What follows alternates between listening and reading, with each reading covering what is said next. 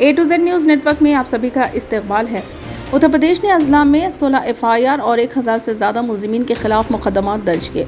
एक association for protection of civil right की report में कहा गया है कि 21 FIR दर्ज की गई हैं, जिनमें 1324 मुसलमानों का नाम लिया गया और 38 गिरफ्तारियां की गई। आई लव मोहम्मद के एहतजाज के बाद जो कानपुर के बाराफा जुलूस में नारे वाले बैनर्स पर पुलिस के क्रैकडाउन के बाद फैल गई।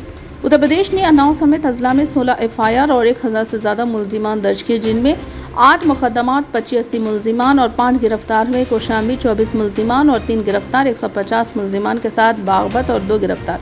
उत्तराखंड में 401 लोगों के खिलाफ मुकदमा दर्ज किया गया, जिसके नतीजे में 7 गिरफ्तारियां हुई, जबकि गुजरात में 17 गिरफ्तारियों के साथ 88 मुलजिमान और बड़ौदा में गिरफ्तारी के साथ एक मामला दर्ज किया गया। महाराष्ट्र के बायकल्ला में एक ही मुकदमा दर्ज किया गया, जिसमें एक शख्स को गिरफ्तार किया गया।